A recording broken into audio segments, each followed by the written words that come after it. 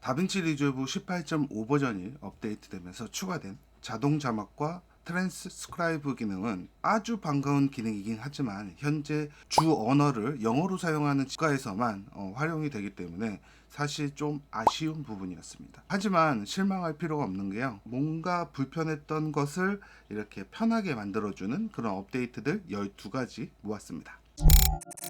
흔히 손떨방 보정, 흔들림 보정이라고 부르는 스테빌라이제이션, 이게 영상 클립 선택해서 하나하나씩 적용하는 거 더럽게 힘들었거든요. 그런데 영상 클립을 전체 드래그해서 스테빌라이제이션, 흔들림 보정을 적용할 수 있게 되었습니다. 이게 작업 시간 굉장히 줄어들거든요. 우리가 썸네일을 만들 때 보통 컬러 페이지로 이동해서 스틸 저장을 하고 스틸 저장한 이미지를 내보내기 했었습니다. 그런데 상단 메뉴 파일 내보내기 커런트 프리메이지 스틸이라는 기능이 추가되었는데요. 플레이헤드가 위치한 프레임을 기준으로 JPG나 여러가지 이미지 파일로 내보내기가 가능한데, 제가 배경 없는 PNG 파일로 해봤는데 배경 없는 PNG는 안 되더라고요. 썸네일 제작할 때 이렇게 내보내기로 사용해 보시면 좋을 것 같습니다. 18인가 17인가부터 라이브 저장 기본적으로 실행이 됩니다. 작업을 하다 보면 여기 아예 의도가 잘못된, 작업 방향이 잘못된 것이 그 뒤로 이렇게 가고 싶을, 보통 프로젝트 백업이라는 걸 사용했었는데 타임라인별 백업 기능이 추가됐습니다. 상단 다빈치 리졸브 설정으로 들어가셔서 상단에 사용자 누르시고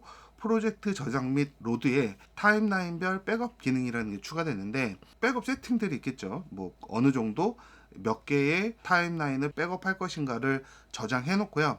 이게 좋은 것이, 그동안은 이제 프로젝트를 백업을 해 놓으면 이게 도대체 어디 있는지 막 헷갈려 가지고 찾기가 힘들었었는데, 미디어 풀에 타임라인을 마우스 오른쪽 클릭하시고요. 리스토어 타임라인 백업 기능이라는 게 있습니다. 이걸 선택하시면 타임라인 백업된 파일들을 볼 수가 있습니다. 그래서 바로바로 이동할 수가 있겠죠. 그래서 프로젝트를 저장하는 개념이 아닌 각 타임라인별로 저장이 됩니다. 그래서 만약에 스택 타임라인을 사용하시는 분들은 각 타임라인별로 백업을 할 수가 있는 거죠. 프로젝트의 색 공간이라는 건 설정 메뉴에서 컬러 매니지먼트에서 전체 타임라인의 공간을 설정할 수 있습니다. 그런데 미디어 풀에 있는 타임라인 마우스 오른쪽 클릭 타임라인 설정해 보시면 하단에 체크가 되어 있으면 프로젝트에서 설정한 설정 값으로 지정이 되는 거니까 이거 취소하시고 상단 탭 중에 가장 오른쪽에 있는 컬러 스페이스에서 타임라인의 색 공간을 수정할 수 있습니다. 많이 사용되는 기능은 아니지만 화질이 좀 떨어졌을 때 선택적으로 선명도나 노이즈를 줄여주는 기능인데, 자, 영상 클립을 선택하고 마우스 우클릭 클립 속성에 들어가시면 숨어있던 유료 기능입니다. 무료를 사용하시는 분들은 사용할 수가 없겠죠. 슈퍼 스케일 기능이 이 숨어 있어서 있으면서도 잘 사용을 안 하게 됐어요. 효과는 생각보다 좋거든요. 이 선명도를 올려주기 때문에, 물론 색 보정에서 샤프는 올리면 되긴 하지만 스케일링 할 때 전체적으로 이렇게 선명도를 올려주는 거니까 클립 속성으로 들어가서 이걸 사용하기가 좀 귀찮기도 하고 있는데 깜빡깜빡 하는 경우가 많았거든요. 근데 이게 관리자 메뉴로 컨트롤할 수 있도록 추가되었습니다. 그래서 무료 버전에서는 어떤 식으로 보이는지 모르겠어요. 있는데 사용을 못하지는 않을 것 같고요. 보이스 아이솔레이션처럼 무료 버전에서는 보이지 않을 것 같고 유료 버전에서는 보여서 사용하실 수 있을 것 같습니다. 새로운 트랜지션과 이펙트들이 추가됐습니다. 지금 현재 무료 버전과 유료 버전의 구분이 쉽지 않기 때문에 하나하나 천천히 활용해 보시면 좋을 것 같아요. 그래서 여러 가지 유용한 기능들이 많이 추가됐는데, 이것들은 제가 살펴보고 트랜지션 사용법 이런 식으로 해서 영상 하나 만들도록 하겠습니다. 쇼츠, 릴스, 틱톡의 공통점은 뭐죠? 세로 영상입니다. 우리가 세로 영상을 만들기 위해서 해상도를 준비하고 가로 영상을 가져왔을 때 좌우를 기준으로 꽉 찬 화면이 되기 때문에 상하에 레터박스가 생겼죠. 검은색 띠가 생겼는데 그것을 없애기 위해서 우리가 확대를 보통 했었죠. 그런데 이 확대를 굳이 하지 않아도 꽉 찬 화면으로 나타나게 업데이트가 된 겁니다. 물론 좌우로 이동은 하셔야겠죠. 컷 페이지에 있던 퀵 엑스포트가 에디트 페이지와 컬러 페이지에도 추가됐습니다. 이게 무슨 말이냐?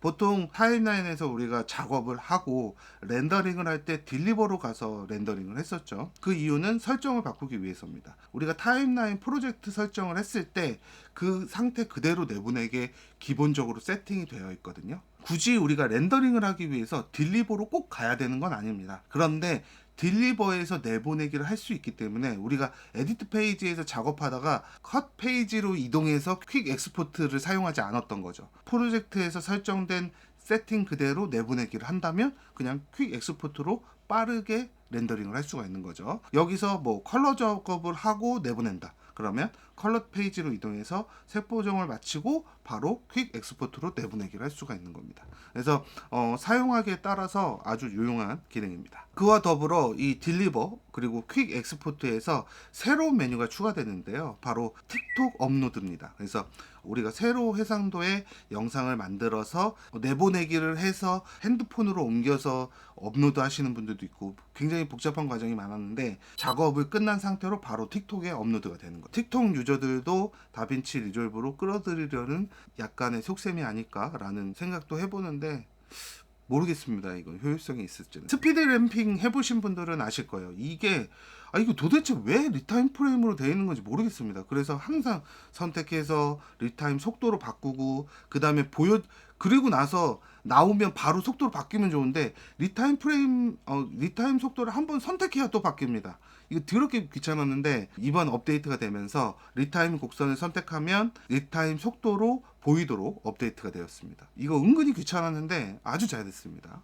스피드 램핑 할 때 제일 불편했던 게 뭔가요? 키프레임 생성하는 겁니다. 키프레임 선택하려면 두 가지 방법이 있습니다. Alt를 선택해서 마우스로 클릭하는 방법이 있습니다. 그 다음에 오른쪽에 키프레임 아이콘을 선택해서 키프레임을 생성하는 방법이 있고 요거 귀찮았는데 키보드 P 옆에 있는 대괄호 커맨드 대괄호를 하시면 키프레임이 추가됩니다. 이거 굉장히 편해졌고요. 키프레임을 단축키로 지정을 해놨다는 건 키보드 설정에서 커맨드 대괄호를 뭐 안 쓰는 단축키로 사용할 수 있겠죠. 저는 H가 비어 있더라고요. 그래서 H로 변경해 놨습니다. 그러면 키프레임을 생성할 때 H를 누르면 키프레임이 쭉쭉쭉쭉 추가가 되는 거죠. 속도를 빠르게 재생할 때 그리고 사운드, 소리 볼륨 조절할 때도 키프레임 이거 일일이 딱 맞추는 거 굉장히 불편하거든요.